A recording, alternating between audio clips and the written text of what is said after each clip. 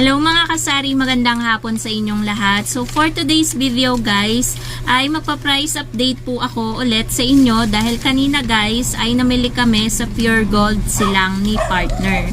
So ayan guys, kung mapapansin nyo madami tayong paninda, walang mga baka-bakante dyan sa aking likuran. Kakatapos ko lang halos mag-display guys ng mga pinamili namin. Yung halaga pala ng aming pinamili is halos kulang-kulang 6.5. Kasi may isang rim dito ng Marlboro Red na kasama guys.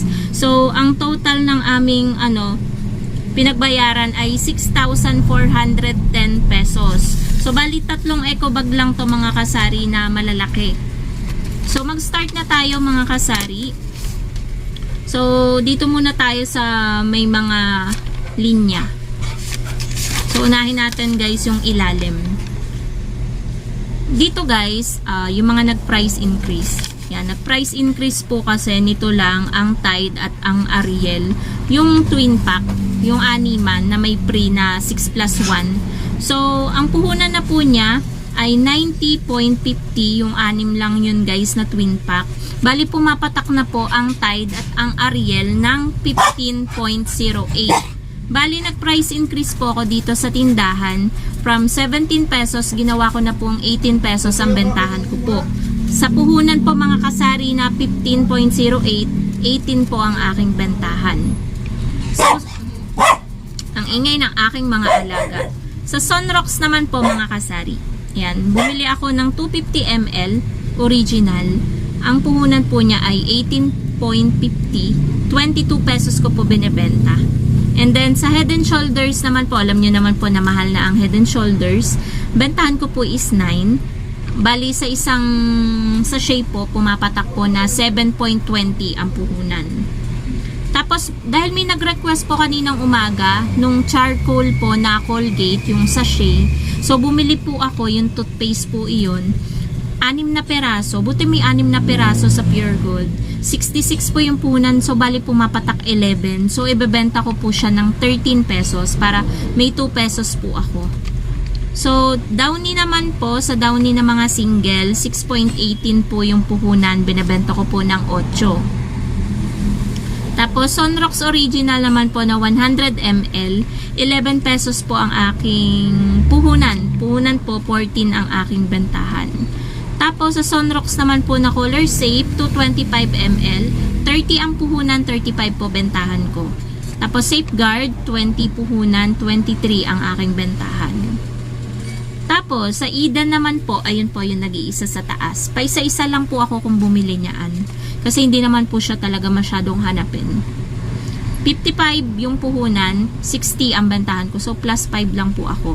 Tapos, sa mga cup noodles po, yung mga Nissin, tsaka Lucky Me, 23 ang puhunan, 27 pesos po yung bentahan ko. Tapos dito tayo sa mga kape, ayan, sa mga Nescafe, naka-save 20 siya. Kung hindi, na ang puhunan niya is 139.50. Dahil naka-save tayo ng 20 pesos, 119.50 yung puhunan ng Nescafe Creamy White, tsaka yung Creamy Latte. So, bentahan po natin ng mga kape, mga twin pack is 16 pesos. Tapos, yung sa kopi ko, puhunan po ng isang Thai or isang haba, 135.75. 16 din po yung bentahan natin. Basta lahat guys ng mga twin pack ko na kape is 16 pesos. Meron mababa ako nakuha, yung Great Taste White. Ang puhunan lang niya ay 12.32 kada twin pack. Pero 16 din yung bentahan ko. Doon naman tayo bumawi. Kasi maliit lang yung tubo natin sa Nescafe at saka sa kopi ko. Tapos, meron na rin po dito sa Pure Gold silang ng Milo Champ Bites. So, dati kasi wala eh. 8.85 po yung puhunan. Binabenta ko po ng 12 pesos yung Milo Champ Bites ko. Tapos, yung oyster sauce po, yung isang dosena, 6.08 po pumatak yung isang sachet ng maliit na oyster sauce. Binabenta ko po ng 8 pesos. Tapos, yung Nescafe Classic 20 grams, marami pa rin nalilito. 25 grams pa rin yung sinasabi ng mga customer ko kapag bumibili sila. Hindi nila alam, 20 grams na lang. So, 26.50 po yung puhunan, binabenta ko po ng 30. And then, yung Great Taste Granules, 26.40, 10 centavos lang yung difference, pero ito 29 yung bentahan ko. May bata sa labas. Tapos yung Tang tsaka Nestea, bentahan ko is 23. Puhunan ng Tang, 19.30. 18.95 naman yung Nestea. Medyo nagmura yung mga ano guys, yung mga juice na naka-sachet. Tapos, meron pang isang nag-price increase dito eh. Bali, dalawa pa. Isa pala, isa. Yung Magic Flakes na cheese. So, nasa 50 plus lang to eh. 57, 58. Pero ngayon, 61.15. Pero yung bentahan ko pa rin guys is remain pa rin sa 8 pesos. Tapos guys, dito tayo sa Muncher. Yan, sa mga Muncher. Nasa 15.15 yung puhunan. Bentahan ko po niyan is 19 pesos. Tapos sa Ding Dong, yan, Ding Dong, ang puhunan po ng Ding Dong, 21.15, 25 ko po siya binebenta. And then, nasa na ba yung ano? Ito, super bawang, nasa 21 something din yan eh. 21.40. 25 din yung bentahan natin. Tapos guys, yung Crostini, nag-rollback ang Crostini from 122, nagmura siya ng 5 pesos, 117 na po yung puhunan. Pero ganun pa rin po bentahan ko. 15 pesos pa rin po yung ating Crostini. Kasi hindi po natin alam mga kasari kung tataas ba ulit yan or bababa na talaga. Tapos meron namang mga ibang item na tumaas pero ganun pa rin yung bentahan natin. Kaya parang bawi-bawi lang, same-same lang.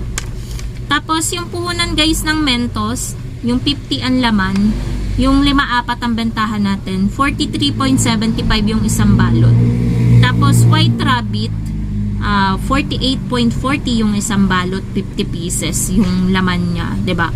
Kung piso isa, wala ka talagang tutubuin. Kaya ang bentahan ko ng White Rabbit guys is 5-3. Tapos yung mga Mentos Max 5-4, yung mga XO ganyan. So, yung mga max puhunan ay 42.75. Yun naman yung mga 5-4. Tapos yung Mega Sardines, sa mga delata naman tayo guys. Mega Sardines, 25.50. 30 pesos yung bentahan po namin. So, meron lang kaming 450. Tapos, Flakes in oil na 555, 33 ang puhunan, 38 ang bentahan namin. Sa mga delata kasi mga kasari ngayon ay nagpapatong kami ng 5 piso plus 5. Kung noon nung di pa masyadong mataas sa mga bilihin, hanggang plus 3 lang kami. Pero ngayon guys, hindi na pwede ang plus 3 kasi nagagasolina din kami. Tapos, Pure Foods Corn Beef, 82 yung puhunan. Nagpatong tayo ng 10%. Mahal ang puhunan, kaya 10% lang. So, 90 yung kinalabasan. 90 pesos yung bentahan natin. Tapos, guys, Argentina Meatloaf. Nag-rollback tayo dito kasi medyo nagmura. 21 ang puhunan plus 5 tayo. So, 26 yung bentahan natin. Tapos, yung Argentina Corn Beef na 260 grams, 57.20 ang puhunan, bentahan natin ay 65. Tapos yung sardines naman na 555, yung green, 23.50 yung puhunan, 29 bentahan natin. Youngstown, 23.70, 29 ang ating bentahan. Tapos Century, 37.50, yung Flexin Oil lang, 43 ang ating bentahan. Tapos San Marino naman na 150 grams, 39 ang puhunan, 44 ang bentahan natin.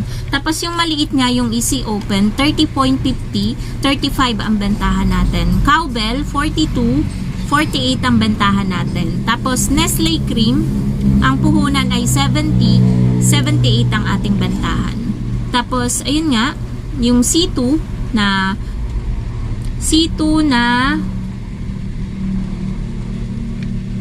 C2 na malaki-laki, 500 ml. 32 ang puhunan, bentahan natin ay 38. Tapos yung C2 naman na 355 ml, 26.50 ang puhunan, 32 ang ating bentahan. Tapos yung Dato Puti guys na ganyan, yung nasa bote na hindi babasagan, yung plastic lang, 18.25, 25 ang bentahan natin.